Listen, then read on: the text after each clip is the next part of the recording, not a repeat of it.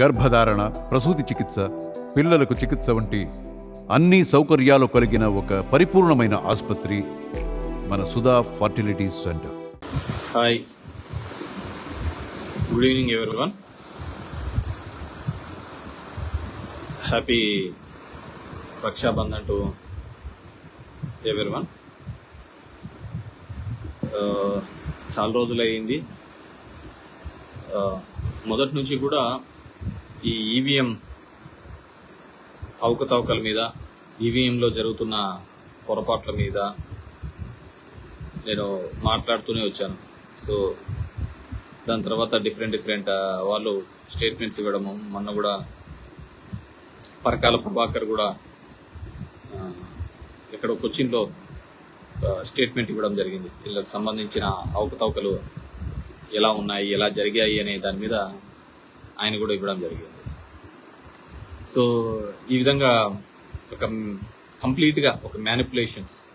ఆ రోజు ఓడినప్పుడు చంద్రబాబు నాయుడు అన్నాడు, దాని తర్వాత ఇప్పుడు మేము ఓడినప్పుడు మేము అంటున్నాం అనేది కాకుండా ఓవరాల్గా కూడా ఎలక్ట్రికల్ డివైజెస్ ఏదైనా కానీ మే గెట్ కాంప్రమైజ్డ్. ఎక్కడో చోట అది మ్యానిపులేట్ చేయడానికి వీలుంది అని చెప్పేసి మనం చూస్తూనే ఉన్నాం. ఇప్పుడు మామూలుగా ఫోన్ ట్యాపింగ్స్ కానీ, ఇంత సెక్యూర్డ్ ఫోన్స్ ఉన్నా కానీ, వాట్సాప్లో కానీ ఒక చిన్న మెసేజ్ పంపించి మొత్తం అంతా ఇది. సో దీని మీద ఒక బలమైన ప్రజాస్వామ్య వ్యవస్థ ఉండాలన్నా, ఇది చేయాలి అన్నా, మొదటి నుంచి కూడా దొంగ ఓట్లు అనేది ఏ విధంగా ఉందో, ఇంతకుముందు దొంగ ఓట్ల మీద కూడా ఫైట్ చేసిన మీకు చాలా సందర్భాల్లో చెప్పడం జరిగింది. ఇప్పటికీ ప్రతి కాన్స్టిట్యున్సీలో ఒక 10,000 దాకా డెత్ కావచ్చు, లేని ఓట్లు కావచ్చు, దొంగ ఓట్లు కావచ్చు, ఒక 10,000 దాకా ఉంటాయి ప్రతి కాన్స్టిట్యున్సీలో. దాన్ని ఎంతమంది ఆఫీసర్స్ వచ్చినా చెక్ చేయరు, ఎందుకంటే ముట్టాలంటే భయం. అవి ఓట్లు, దొంగ ఓట్లు తీసేసేటప్పుడు అన్ని ఓట్లు తీసేసినారు అని చెప్పేసి పత్రికలు రాస్తాయి. తీసేసే కార్యక్రమం మొదలుపెట్టినప్పుడు తీయకుండా మొదలు పెడితే ఇంకా ఓట్లు అలాగే ఉన్నాయని రాస్తాయి. కాబట్టి సో అది ఎప్పుడు అలా నిరంతర ప్రక్రియలాగానే ఉండిపోయింది ఆ దొంగ ఓట్లు. సో అందుకే మన బ్యూటీ ఆఫ్ డెమోక్రసీలో ఏవైతే 4 పిల్లర్స్ అంటామో, ఎగ్జిక్యూషన్ కావచ్చు, మీడియా కావచ్చు, అదేవిధంగా లా కావచ్చు, ఇవన్నీ కూడా ఇప్పుడు ప్రతి ఒక్కరికి దీనిలో ఏదో జరుగుతోంది అనే పద్ధతికి ఉంది. పొలిటికల్గా కావచ్చు, చట్టాలు చేసే దాంట్లో, దానిని ఎగ్జిక్యూట్ చేసే దాంట్లో అవి సరిగ్గా ఉన్నాయా లేవా అని మానిటర్ చేసే మీడియాలో కావచ్చు, తప్పులు జరిగినప్పుడు దాన్ని ఇది చేసే న్యాయ వ్యవస్థలు కావచ్చు, ప్రతి చోట ఒక డివిజన్ అనేది రావడం జరిగింది అనమాట. సో అది మనము ప్రాక్టికల్గా చూస్తున్నాం. సరే, ఈరోజు నేను ముఖ్యంగా పెట్టిన వివిధ అంశాల మీద నా వీడియో ఏంటంటే, ఒకటి రీకౌంటింగ్. ఈ ఎక్కడైతే తప్పిదాలు జరిగినాయని భావించినామో అక్కడ శాంప్లింగ్గా ఇప్పుడు ఒంగోలులో కౌంటింగ్ జరుగుతుంది. దానికి ఎస్ఓపి ఎలక్షన్ కమిషన్ ఇచ్చింది. ఎస్ఓపి అంటే స్టాండర్డ్ ఆపరేటింగ్ ప్రొసీజర్. అంటే ఏ విధంగా చేయాలి, ఏ విధంగా ఉండాలి, ఏ విధంగా కౌంట్ చేయాలి. వాళ్ళు ఇచ్చిన రూల్స్ ప్రకారము మనమంతా ఏమనుకున్నాము, సో పన్న ఓట్లు వివిప్యాట్లో, అదేవిధంగా పడిన ఓట్లు ఎవరికి పన్నాయి అనేది లెక్కేస్తాము. అదేవిధంగా ఈవీఎంని కూడా దాన్ని ఏమన్నా ట్యాంపర్ చేసినారా, మ్యానిపులేట్ చేసినారా వెరిఫై చేస్తామని మనం అంతా అనుకున్నాం. కానీ ఈరోజు అక్కడికి పోతే తెలిసినది ఏంటంటే, అక్కడ ఏ ఓట్లు కూడా గతంలో పన్న ఓట్లు కావచ్చు ఇవి కానీ లెక్కించరంట. దాన్ని కౌంట్ చేయరు. కౌంట్ చేసేదల్లా ఒకటే కౌంట్ చేస్తారు. అది ఏంది కౌంట్ చేస్తారు అంటే, ఆ వివిప్యాట్లన్నీ ఇప్పటికే తీసేసినారు. ఏ పార్టీకి ఎన్ని పన్నాయి అనేది మనకు కనపడుతూ ఉంటుంది కదా, అవన్నీ ఇప్పుడు లేవంట దాంట్లో. అదేవిధంగా ఆ ఈవీఎంలన్నీ క్లీన్ చేసి ఎవరికి ఎన్ని పన్నాయి, కొత్తగా మనల్ని ఏమంటారు మాక్ పోలింగ్ అంటే వేసి ఎవరికి ఎన్ని పడినాయి, ఎవరికి ఎన్ని పడలేదు, ఎవరికి ఎన్ని పన్నాయి, ఎవరికి ఎన్ని పడలేదు అనేది కౌంట్ చేసే కార్యక్రమం చేయడం జరుగుతుంది అనమాట. అది ఎట్లుంటుందంటే, మామూలుగా ఏదైనా ఒక హుండీలో ఎంత డబ్బులు ఉన్నాయి ఎంచమంటే ఆ హుండీలో డబ్బులన్నీ దోచేసుకున్న తర్వాత ఇప్పుడు అందరూ డబ్బులు వేయండి, ఈ డబ్బులంతా మేము ఎంచుతాము అన్నట్టుగా ఉంది. ఇప్పుడు కౌంట్ అది కాదు కదా. కౌంట్ చేయాల్సింది ఏంది, అందరికీ ఉన్న అనుమానాలు ఏంది. ఇప్పుడు నేను ఒక్కనే మాట్లాడడం కాదు, చాలా మంది ప్రముఖులు మాట్లాడినారు, దేశవ్యాప్తంగా లీడర్స్ అందరూ కూడా మాట్లాడుతున్నారు. ప్రతి ఒక్కరికి ఉన్న అనుమానం, ఎందుకంటే మన దగ్గరికి వస్తున్నారు, చాలా మంది దగ్గరికి వస్తున్నారు, మేము వేసాము ఎక్కడికి పోయినాయి ఓట్లు అనేది ప్రతి ఒక్కరికి ఉన్న ఆలోచన విధానం అన్నమాట. సో అందరికీ ఆ డౌట్ ఉన్నప్పుడు ఖచ్చితంగా దాని మీద క్లియర్ చేయాల్సిన అవసరం ఉంది. ఇప్పటికీ ఫామ్ 20 స్టేట్ ఎలక్షన్ మన ఆంధ్రప్రదేశ్ సంబంధించి ఎమ్మెల్యే ఎలక్షన్లకు సంబంధించి ఇంకా ఇంతవరకు కూడా అప్లోడ్ చేయలేదు. స్టేట్ ఎలక్షన్ ఇంతవరకు ఫామ్ 20 అప్లోడ్ చేయలేదు. నిజంగా అది చేస్తే పోలైన ఓట్లెన్ని, కౌంట్ అయిన ఓట్లెన్ని అనేది క్లియర్ కట్ గా తెలుస్తాయి అన్నమాట. కానీ అది ఆ విధంగా ఇంకా ఇంతవరకు జరగలేదు. అది ఎందుకు చేయలేదు, ఎలక్షన్ కమిషన్ మామూలు విత్ ఇన్ మంత్ లోపల చేయాలన్నమాట. అది ఇంతవరకు చేయలేదు, ఎందుకు చేయలేదు కూడా తెలియని విషయం, వన్ ఇష్యూ. సో ఇప్పుడు ఒంగోలులో జరుగుతున్నది, అక్కడ వాళ్ళకి ఇచ్చినది ఏంటంటే ఏ ఓట్లు ఏ దానికి పన్నాయి అనేది ఇప్పుడు వెరిఫై చేయరంట. ఆ వివి ప్యాట్లను కూడా కౌంట్ చేయరంట. వాళ్ళు ఇప్పుడు మొత్తం అన్ని క్లియర్ చేసినారు. ఎందుకంటే నాకు తెలిసే అయిపోయిన 15 రోజులకో 20 రోజులకో ఎలక్షన్ కమిషన్ ఒక ఆర్డర్ ఇచ్చింది.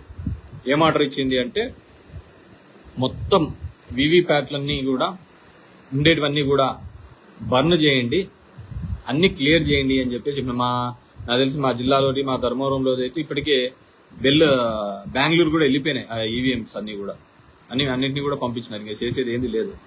సో అదే పనిగా ఇట్స్ డిలే ప్రాసెస్ చేయన్నారు ప్రతి ఒక్కరికి ఉన్నట్టుగానే. సో దీంట్లో క్లియర్ కట్ గా చేయడం జరిగింది. బాలినేని శ్రీనివాస్ రెడ్డి గారు ఇప్పటికే హైకోర్టుకు కూడా పోవడం జరిగింది. పోయి ఇది మేము అడిగినది ఇది కాదు, సుప్రీంకోర్టు ఇచ్చిన మార్గదర్శకాలు వేరు, వీళ్ళు ఇస్తున్న స్టాండర్డ్ ఆపరేటింగ్ ప్రొసీజర్స్ వేరు అనే దాని మీద వాళ్ళు కూడా లీగల్ గా ప్రొసీడింగ్ కావడానికి వెళ్ళడం జరిగింది. ఈ రోజు ఉండాల్సింది అది రేపటికి డిస్పోజ్ కావడం జరిగింది. సో ఇది ఎలక్షన్స్ కి సంబంధించిన విషయం. రెండోది సంబంధించి ఈరోజు రక్షాబంధన్. కానీ ఈ వారం 10 రోజులుగా కూడా చూసినాం, కోల్కతా ఒక డాక్టర్, దాంట్లో నిజంగానే దురదృష్టకరమైన సంఘటన. మోమిలా దేబ్నాథ్ అనే ఒక డాక్టరు, 31 years old డాక్టర్ కి సంబంధించిన ఒక కిరాతకమైన సంఘటన. మొత్తం యావత్ దేశమంతా కూడా నిరసన తెలుపుతున్న సందర్భం. దీని ఇంకా కొన్ని చోట్ల పొలిటికల్ గా వాడుకునే ప్రయత్నం చేస్తుంది. It's very cheap and very bad. ఆ ప్రయత్నాన్ని మానండి. ఖచ్చితంగా ఒక మంచి చట్టం తీసుకొని వచ్చే విధంగా, అలాంటి పనులు చేసిన వారికి ఖచ్చితమైన ఒక కఠినమైన శిక్షను ఉండే విధంగా. ఎందుకంటే ఇప్పుడు మనం చాలా దేశాలు చూస్తున్నాయి, చాలా వెనుకబడిన దేశాలు లాంటి దాంట్లో కూడా, వెనుకబడిన దేశాల్లో కూడా ఇలాంటివి చేస్తే ఒక భయాన్ని క్రియేట్ చేసే విధంగా ఉరి తీసే కార్యక్రమం చేస్తుంటారు. పబ్లిక్ గా ఉరి చేసే ఈ క్రైమ్ రేట్, ఆడవారి మీద జరిగే ఈ క్రైమ్ రేట్ తగ్గాలి అంటే ఖచ్చితంగా ఒక కఠినమైన నిర్ణయం తీసుకుంటేనే తప్ప, అది కూడా నిర్ణయం సత్వర పరిష్కారం అయ్యే విధంగా, తొందరగా ఎగ్జిక్యూట్ అయ్యే విధంగా. ఎందుకంటే మనం చూస్తున్నాం ఎంత డిలే ప్రాసెస్ జరుగుతుంటది. సరే, న్యాయస్థానాలకు వాటికి ఉన్న ఒత్తిడి వారికి ఉండొచ్చు ఉన్న కేసెస్లలో, కానీ ఇలాంటి దానిలకు సపరేట్ కోర్ట్స్ అన్న పెట్టించేసిన స్పీడ్ గా తీర్పులు వచ్చే విధంగా ఉంటే చాలా బాగుంటుందని అనుకుంటున్నాను. ఎందుకంటే దానికి మన దేశంలో ఫోరెన్సిక్స్ లో కానీ, దీనిలో కానీ, ఎవిడెన్స్ కలెక్ట్ చేయడంలో కానీ, ఇంకా ఇన్వెస్టిగేషన్ లో చాలా లోపాలు ఉన్న మాట వాస్తవం మనం అనుకున్నాం. అందుకే చాలా ఈ క్రైమ్స్ జరిగిన వాళ్ళలో చాలా మంది తప్పించుకునే అవకాశం దీని కారణాల వల్లనే చాలా ఉంటారు. సో వాటినన్నింటినీ కూడా మంచి చట్టాలు తీసుకొని రావడం వల్ల, మన చూసిన కొత్తగా చట్టాలు మార్చినారు కానీ నెంబర్లు ఒకటి మార్చినారు, 302 ఇట్లా ఈ విధంగా చట్టాలు మార్చినారు తప్ప ఈ పాత చట్టాలే దాని మీద. అండ్ రెండో విషయం వచ్చేసరికి బంగ్లాదేశ్ ఇష్యూని కూడా ఏ విధంగా దింపినారు. దాంట్లో నేను మొత్తం బాగా పూర్తిగా చూడటం జరిగింది. ఎందుకు ఈ విధమైన ఒక ప్రజల్లో ఒక అభద్రతా భావం వచ్చిందంటే, దానికి నాకున్న ఇన్ఫర్మేషన్ ప్రకారం 1972లో ఎవరైతే పాకిస్తాన్ నుంచి ఈస్ట్ పాకిస్తాన్ గా పక్కకి రావాలనుకున్నారో, పక్కకు వచ్చారో, ఆ రోజు ఆ ఉద్యమంలో ఎవరైతే 1972 ఉద్యమంలో పాల్గొన్నారో వాళ్ళకు సంబంధించి ఆ ఉద్యమకారులకు రిజర్వేషన్ అనేది ఉండేది. సో ఆ రిజర్వేషన్ అనేది ఉండేది. ఆ రిజర్వేషన్ని వాళ్ళ పిల్లలకి కూడా వచ్చే విధంగా రిజర్వేషన్ అనేది ఆ రోజు ఎవరైతే ఉద్యమం నడిపించినారో వాళ్ళ కూతురే అక్కడున్న ప్రధాని కూడా. సో వాళ్ళు కూడా ఆ రిజర్వేషన్ వాళ్ళ పిల్లలకు కూడా వచ్చే విధంగా చేసినారు. దాని తర్వాత మళ్ళీ కొత్తగా వచ్చిన చట్ట ప్రకారం టు మై నాలెడ్జ్ వాళ్ళ మనవళ్ళకు కూడా వచ్చే విధంగా ఈ రిజర్వేషన్ అనేది తీసుకొని రావడంతోనే మొత్తం అంతమంది కూడా ఫ్లేరప్ అయినారు. సో ఆ విధంగా కాకుండా కేవలం ప్రతిభ ఆధారితంగానే రిజర్వేషన్స్ ఉండాలి అనే దాని మీద ఆ విధంగా వెళ్ళిన తర్వాత మళ్ళీ అక్కడ సుప్రీంకోర్టు అది కొట్టివేసిన తర్వాత కూడా ఆ అభద్రత అనేది ప్రజల్లోకి ఉండడంతో ఖచ్చితంగా రిజర్వేషన్ వ్యవస్థనే తీసివేయాలి అనే ఒక సిస్టంతో ఉండడంతో మళ్ళీ ఆ ఉద్యమంలో జరిగి చివరికి అక్కడున్న ప్రధాని దేశం వదిలిపెట్టి రావాల్సిన పరిస్థితి. సరే, దాని వెనకాల అమెరికా అదేవిధంగా మిగతా దేశాలు కూడా కుట్ర దాగి ఉంది అనేది కూడా అంటున్న విషయం. సో వాట్ ఎవర్ మేబీ అది తేలాల్సింది. కానీ the main reason is the against reservations అక్కడ జరిగిన ఇది. మరి అలాంటిది కూడా మన భారతదేశంలో కూడా మళ్ళీ ఏమన్నా మొదలవుతుంది అనేది. రెండో దానికి సంబంధించి ఒలింపిక్స్ సంబంధించి వినేష్ ఫోగాట్ ఒక రెజ్లర్ గురించి బాగా రాజకీయం జరిగింది. సో నేను మొత్తం అందరివి చూడడం జరిగింది. మనకు వచ్చిన మెడల్స్ ఏంటి హైయెస్ట్గా అమెరికా మొదటి స్థానంలో ఉంటే, చైనా రెండో స్థానంలో ఉంటే, జపాన్ లాంటి చిన్నవి మూడో స్థానంలో ఉంటే, మనము 84 దేశాలు దీంట్లో పాల్గొంటే మనం 71 స్థానంలో మనం ఉండడం జరిగింది. సో అందరికీ కూడా మెడల్స్ కావాలి. కానీ దానికి సంబంధించి మనం క్రియేట్ చేస్తున్న ఫెసిలిటీస్ ఏంటి, మనం ఇక్కడ ఇస్తున్న అవకాశాలు ఏంటి? కేవలం నారాయణ చైతన్య ఇలాంటి దానిలో రాత్రింబగులు చదివించి పెడితే మెడల్స్ ఏంది వస్తాయంటే మనకు కేవలం ఒకటే క్రీడని మీద మనం అందరం కూడా ఆధారపడి క్రికెట్ అనే క్రీడని చుట్టే తిరుగుతూ ఉంటే భారతదేశంలో ఇంకొక ఆట కానీ ఇంకా క్రీడలు కానీ ముందుకు తీసుకున్నాను. ఇంతకుముందు నేను చాలాసార్లు చెప్పడం జరిగింది, చాలా చోట్ల కూడా చెప్తూ ఉంటాను. నాదొక వీడియోలో చూశాను, గేమ్స్ ఆడటం లేదా అంటే మా అమ్మ ఫోన్ ఇవ్వలేదు అనేది. సో అందరికీ అదొక కామెడీ లాగా అనిపించింది, కానీ నాకు బాధ అనిపించింది. ఎందుకంటే ఈరోజు మన దేశంలో ఉన్న వ్యవస్థలో ముఖ్యంగా ఏంటంటే చదువు అంటే కేవలం ఫోన్ల మీదనే తప్ప ఫీల్డ్ మీద గ్రౌండ్లలో లేదు. చాలా స్కూల్స్ కూడా అదే విధంగానే వాళ్ళని ప్రోత్సహిస్తుంది. తల్లిదండ్రులు కూడా అదే ఆశిస్తున్నారు, మార్క్స్ తప్ప వేరే దానిల గురించి ఆలోచించడం లేదు. కేవలం మార్కులు వస్తే చాలు అనే దానిల మీద తప్ప ఇంకా వేరే దానిల గురించి ఆలోచించడం లేదు. దురదృష్టకరమైన సంఘటన. అదేవిధంగా సెకండ్ థింగ్, సో ఆ విధంగా రావాలంటే పిల్లల తల్లిదండ్రులు ప్రోత్సహించాలి.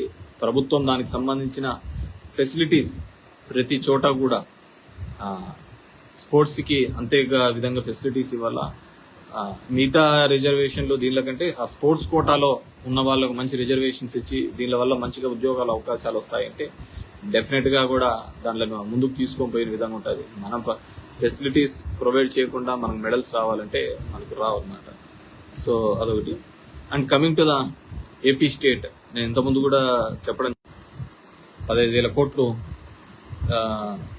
పార్లమెంట్లో అనౌన్స్ చేసిన తర్వాత అది గ్రాంట్ రూపంలోన ఇది అంటే మళ్ళీ మన చంద్రబాబు నాయుడు గారు పోయినప్పుడే అది అప్పు తొందరగా ఇప్పియండి వరల్డ్ బ్యాంకులతో అని చెప్పి చెప్పడం జరిగింది. సో ఇట్స్ అప్పు బేస్ మీదే మనకు రావడం. ఇది చాలా తప్పు అని నేను అనుకుంటున్నాను. మొత్తం అంతా ఒకటే ప్రాంతంలో ఇన్వెస్ట్ చేయడం వల్ల మళ్ళీ ప్రాంతీయ అసమానతలు రావడానికి అవకాశం ఎక్కువ ఉంటుందనేది నా యొక్క ఫీలింగ్. మొత్తం శ్రీకాకుళం నుంచి అనంతపూర్ వరకు ప్రతి ప్రాంతము అభివృద్ధి జరగాలి. అక్కడ సైంటిఫిక్గా ఏదైతే ఫీజిబుల్ అవుతుందో వాటిని డెవలప్ చేసుకునే కార్యక్రమం జరిగితే బాగుంటుంది. ఆ విధంగా గతంలో మా నాయకుడు జగన్మోహన్ రెడ్డి గారు ఆ ప్రయత్నం చేసినారు. కానీ దానికి ప్రజల నుంచి వాటిని పెద్దగా యాక్సెప్ట్ చేసినట్టుగా కనపడటం. డీసెంట్రలైజింగ్ ఆఫ్ డీసెంట్రలైజ్ డెవలప్మెంట్ అనేది.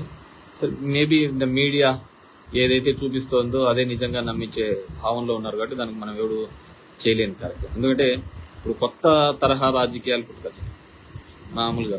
సో అంతా ఒకటే ప్రాంతానికి, ఈ ప్రాంతంలో ఇది, ఈ ప్రాంతంలో ఇదని ఎక్కడ ఇంతవరకు డిస్కషన్ ఏం జరగలే.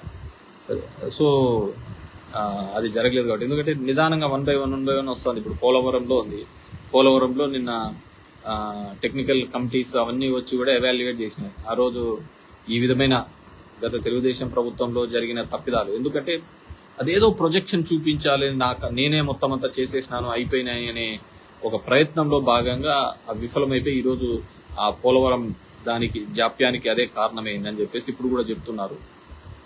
సో అది స్పీడప్ కావాలి అంటే ఆ రోజే కానీ నిదానంగా స్టెప్ 10 కాలాలు ఉండాల్సిన రిజర్వాయర్స్, జాతీయ సంపద, దానిలకు మన క్రెడిట్ కంటే కూడా వాటి స్టాండర్డ్స్ మెయింటైన్ చేయాలి. ఇప్పటికీ చూస్తున్నాము అప్పుడు కట్టిన బిల్డింగ్స్ కానీ రిజర్వాయర్స్ కానీ ఎంత స్టాండర్డ్గా ఉన్నాయి. అది వదిలిపెట్టేసి మనం ఏదో అత్యుత్సాహం చూపించాలి అనే ప్రయత్నం చేస్తుంటే ఆ విధమైన ఇబ్బంది జరిగినదని నేను అనుకుంటున్నాను. అండ్ ఒక కొత్తమైంది మా వాళ్ళు ఎప్పుడూ అంటారు అన్నా, వాళ్ళు వచ్చినప్పుడు వాళ్ళు తెలుగుదేశం ఉన్నా వీళ్ళు ఇది అని ఆఫీసర్లకు ముడిపెట్టే ప్రయత్నం చేస్తాను. నేను ఎప్పుడు అంటా నీకోసం నా కోసము ఒక ఉద్యోగస్తుడు అంటూ ఉద్యోగంలో జాయిన్ కాడు, అక్కడ ఉన్న ఆ ప్రభుత్వాలు చేయించుకునే పనిని బట్టి ఉంటుంది. మామూలుగా మేము ఒక సిఐ, ఎస్ఐ లేకుంటే ఇంకో కింది స్థాయిలోనే ఆ విధంగా మాట్లాడేవాళ్ళు. ఇతను టీడీపీకి సంబంధించిన ఉద్యోగినా, ఇతను వైసీపీకి సంబంధించిన ఉద్యోగినా. కానీ మొట్టమొదటిసారిగా అది ఐఏఎస్, ఐపీఎస్ వరకు కూడా పాకింది. సో ఇతను వైసీపీకి రోజు పేపర్లలో అదే చూస్తున్నాం. ఇంకా ఇప్పటికీ వైసీపీ అధికారులే ఉన్నారు, ఇప్పటికీ వైసీపీ వాళ్ళు అదే చెప్పాడు. దీంట్లో వైసీపీ అధికారులు, టీడీపీ అధికారులను ఎక్కడా ఉండరు, వాళ్ళ అధికారులు మాత్రమే. వాళ్ళను ఏ ప్రభుత్వము వాడి ఆలోచన విధానం ప్రకారం చేయించుకుంటుంటాదో వాళ్ళ ఉంటుంది. ఇప్పుడు సిసిఎల్ఏ సాయి ప్రసాద్ ఉండే, ఆయన పక్క చంద్రబాబుకు బంధువు అవుతారు, దూరంగా అన్ని అవుతారు.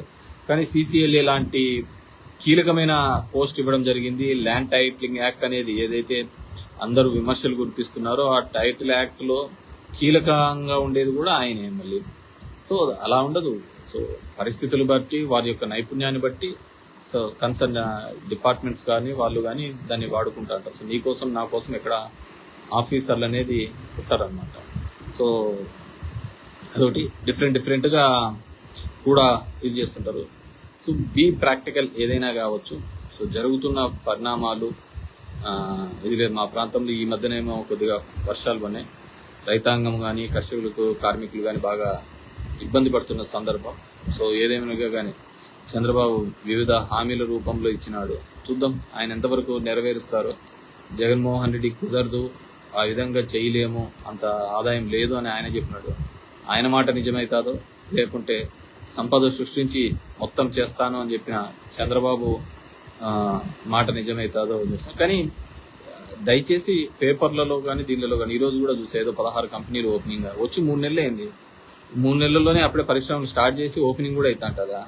మామూలు రూమ్ మొదలు పెట్టినా కానీ 4 రూములు కట్టలేమే.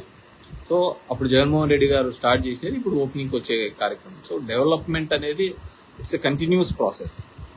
సో అది it's a continuous process. So ఎవరైనా కానీ తను చేసిన అది ల్యాండ్ మార్క్ లాగా ఉండిపోవాలని కోరుతారు. ఇప్పుడు సచివాలయ వ్యవస్థ అనేది అది ఎవరు వచ్చినా కానీ ఎప్పుడు వచ్చినా కానీ అది జగన్మోహన్ రెడ్డి చేసినాడనే చెప్తా అంటారు. సో ఇప్పుడు కొన్ని దానిలకు కాలనీస్, మా ధర్మవరంలో కూడా కొన్ని దానిలకు కాలనీలకు దీనిలకు పేర్లు మార్చినారు. పేర్లు మార్చడం వల్ల వచ్చే ఉపయోగం ఏముంటుంది? సో దానివల్ల ఏంటంటే వాళ్ళు కట్టలేరు కాబట్టి మనం కట్టిన దానిలకు పేర్లు మారుస్తూ ఉంటారు. సో ఇవన్నీ కూడా పబ్లిక్ అనే వాళ్ళు చాలా ఇది చేస్తారు. ఐ స్టిల్ బిలీవ్, నేను ఇంకా ఇప్పటికీ ఒకటే నమ్మేది, ఖచ్చితంగా ఈవీఎం మ్యానిపులేషన్స్ అయితే జరిగాయని నేను పూర్తిగా కూడా నమ్ముతాను. ఇది దేశవ్యాప్తంగా కూడా జరిగాయని పూర్తిగా నమ్ముతున్నాము. సో అదేవిధంగా ఎందుకంటే ఐ బిలీవ్, నాకు మా ధర్మవరం ప్రజల మీద వాళ్ళ మీద నాకు పూర్తిగా నమ్మకం ఉంది. సో ఖచ్చితంగా మంచిగా జరిగి ఉంటుంది, మంచిగా చేసి ఉంటారు అనేది నమ్మకం ఉంది. So end of the day దీంట్లో ఎట్లుందంటే చట్టాలు ఆ విధంగా ఉన్నాయన్నమాట.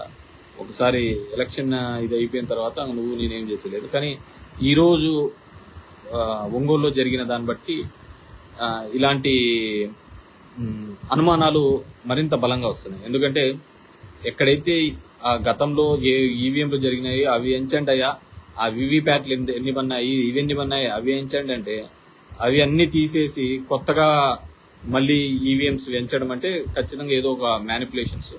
ఇంతవరకు ఫామ్ 20 కూడా అప్లోడ్ చేయలేదంటే, ఎందుకంటే ఇప్పటికీ 49 లక్షల ఓట్లు వేసిన దానికంటే ఎంచినది ఎక్కువగా ఉన్నాయని కూడా వస్తోంది. కాబట్టి డెఫినెట్ గా ఇవన్నీ కూడా క్యాలిక్యులేట్ చేసుకోవాల్సిన ఆవశ్యకత ఉందని చెప్పేసి ఐ బిలీవ్ స్ట్రాంగ్లీ. సో ఏదానికైనా సరే కాలమే సమాధానం చెప్తుంటది. బట్ నేను దీని మీద కూడా different section of the people తో మాట్లాడుతున్నాను, అందరితో కూడా మాట్లాడి దీని మీద ఏ విధంగా ఒక సొల్యూషన్, ఎందుకంటే ఇది ప్రజాస్వామ్యానికి పెద్ద చెడు. దీంట్లో ఏముంటుంది చెప్పండి, ఒక ఎలక్ట్రానిక్ మిషన్స్ తో ఉంటే ఎవడైతే ఉంటాడో వాడు మెయింటైన్ చేసుకుంటూ పోతా ఉంటాడు. సో ఖచ్చితంగా పలు అనుమానాలకు, ఎందుకంటే మెయిన్ ఎలక్షన్స్ జరిగిన తర్వాత మన 13 ఎలక్షన్స్ జరిగినాయి అసెంబ్లీస్. 13 ఎలక్షన్స్ జరిగితే 10 పైగా ఇండియా కూటమి గెలిచింది. 10 సంవత్సరాల తర్వాత ఏం పెద్ద ఘనకార్యాలు జరిగినాయని చెప్పేసి మళ్ళీ ఓటు వేస్తున్నారు అనేది కూడా మనం చూసుకోవాల్సిన విషయం, ఆలోచించుకోవాల్సిన విషయం. Thank you very much.